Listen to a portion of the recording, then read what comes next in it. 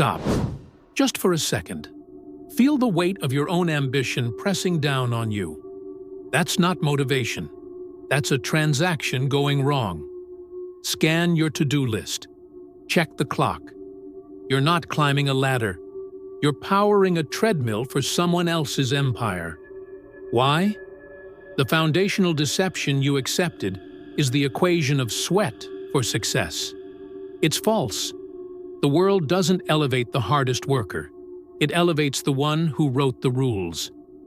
History's most exhausted weren't in palaces. They were in the trenches. You know that simmering resentment, the feeling the game is fixed. It is.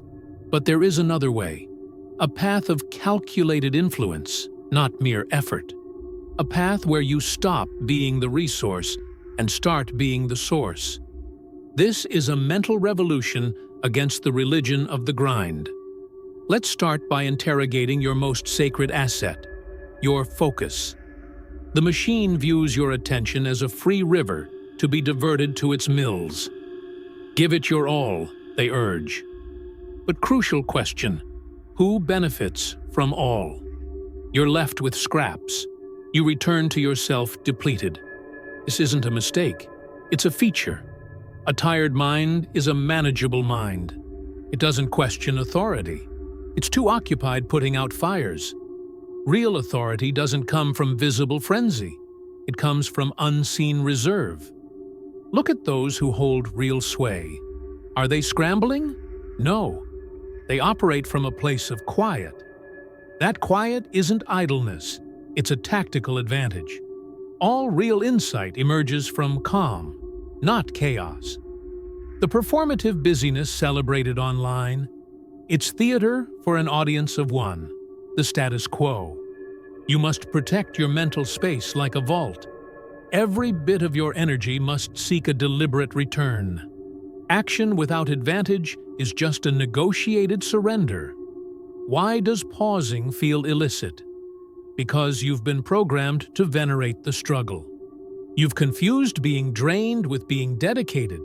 This is an implanted ethic. For centuries, visible labor was the brand of the powerless. The powerful traded in decisions and networks, not over time. Today, we've inverted this wisdom. We treat our health like a startup cost, boasting about the burnout as a rite of passage. This is illness. Your pain is not proof of virtue. It's a premium you're paying to a broken system. The machinery loves a zealot. It uses the perpetually compliant and replaces the worn out.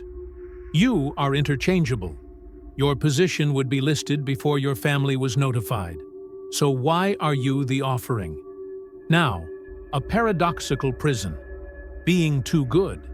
Excel at the mundane, and you inherit a kingdom of drudgery. Prove you can shoulder a load, and you'll be appointed permanent carrier.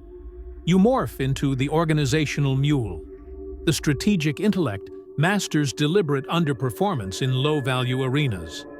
Certain chores you should avoid mastering because expertise becomes a life sentence. If you're unparalleled at calming petty drama, you become the permanent peacekeeper. Your talents must converge on domains of high impact: discernment, relationships, foresight. Let the crowd vie to be the most efficient widget. Widgets are utilized, then upgraded. Your goal is to become the user.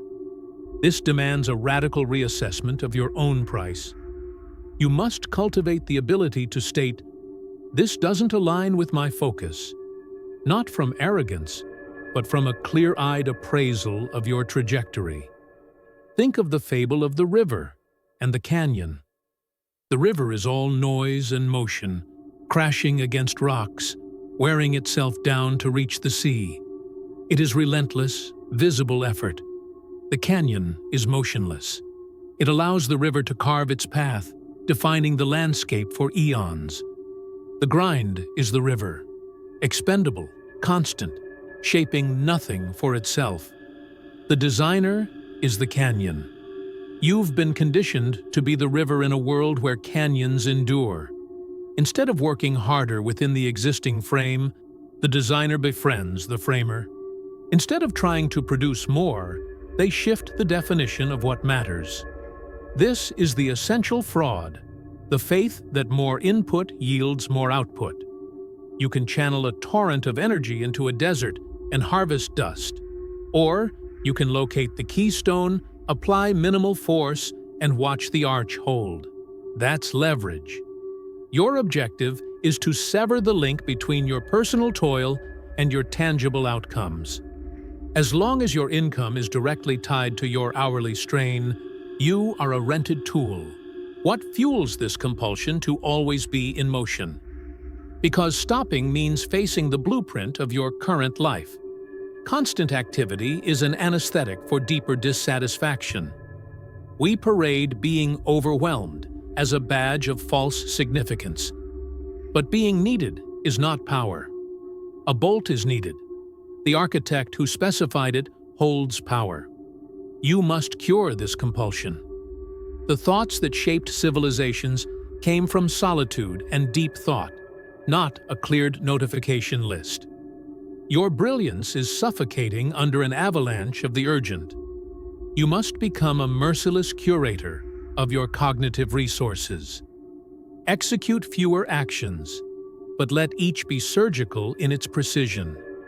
The scout who takes one perfect bearing navigates the wilderness, while the group charging ahead gets lost. Be the scout. Picture a vast data center. Rows of technicians monitor blinking lights, responding to alerts, swapping components. They are paid for their time. In a soundproofed room elsewhere, one individual reviews the network architecture. They are paid for the system's integrity. When the servers are upgraded, the techs are reassigned. The architect's principles are embedded in the code. The great illusion is that by maintaining enough systems, you'll earn the right to design one. You won't. They are entirely different species of mind. To become the architect, you must stop deriving identity from fixing the bugs and start being fascinated by the underlying language. What is the source code of your life? Are you executing someone else's program? Or are you writing your own? The majority operate on autopilot, adhering to a cultural subroutine. Educate, specialize, amortize, terminate. The architect debugs the program. They ask, why this function? Why this variable? A true strategist treats circumstances, relationships, and trends as data points to be synthesized into a favorable outcome. They don't debug every line manually. They write a script to automate it. You need your script. What's your missing API? Is it automation? Is it ownership? Is it access? Is it a niche understanding? Find it. Stop attempting to compute the universe on your personal processor. A counterintuitive law. Overexposure devalues. If you distribute your effort, attention, and presence without boundary, you devalue your own stock. Controlled access creates premium positioning. Master the discipline of strategic delay. Delay your automatic reply. Delay your volunteered solution. Delay your peak performance until the moment of maximum return. Engineer a delta between your total capability and your standard output. That delta is where speculation and authority grow. If you operate at 100% every day, 100% becomes your new zero. Never show your complete ledger. A battery stores charge to release it as useful work. If it discharges continuously, it's just a leak, useless and spent. Be the battery. The heaviest chain is forged from your own perceived nobility. You polish your hardship like an heirloom, sneering at those who seem unchallenged. This righteous indignation is the consolation for the stagnant. The established order is unaware of your critique. While you're polishing your struggles, they are executing silent acquisitions. Release the burden of judgment. Confess you want agency and peace. There is no honor in artificial friction. Reality favors paths of least resistance. Why are you pedaling uphill? The actual game rewards clarity, placement, and influence. It punishes mindless diligence. You can debate the fairness from the sidelines, or you can step onto the field and understand the mechanics. The result cares nothing for your journey. So, what's the extraction protocol? Not with a fiery public exit. That's the river's way. You extract via a phased, intelligent migration. Reassign your core loyalty from the platform to your core protocol. You become a benign agent inside the host structure. You fulfill your obligations proficiently, but your loyalty and creative capital are invested elsewhere. Your mission is a paid reconnaissance to decode its operating system. Map the pathways of value and decision. Locate the admin privileges. Collect intelligence as your principal compensation. And in the time you reclaim by no longer subscribing to your own depletion, you construct your exit node, a revenue stream, an asset, a coalition. You compile your compiler in the background. And one day, you don't give notice. You authenticate with your new credentials and log out. This requires immense tolerance for ambiguity. The grind exploits your craving for instant metrics, the bi-weekly deposit, the pat on the back. The strategist speculates on a longer time horizon, comfortable with appearing inert in the short term to gain root access in the long term.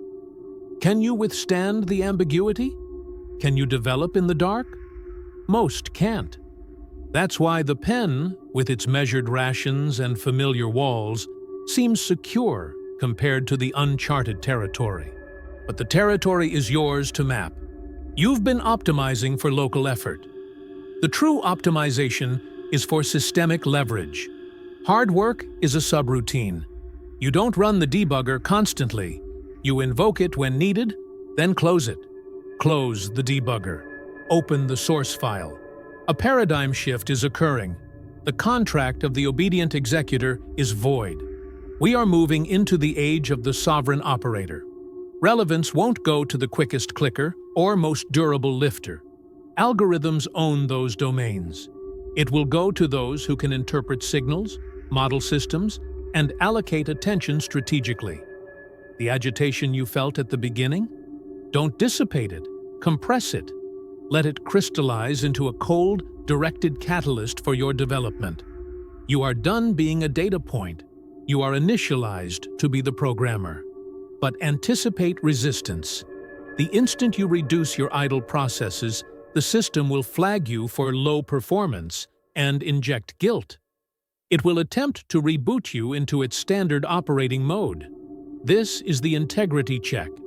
If you can maintain your new state without crashing, you will gain access to layers invisible to those running the default software. You will see the terminal where new realities are commanded.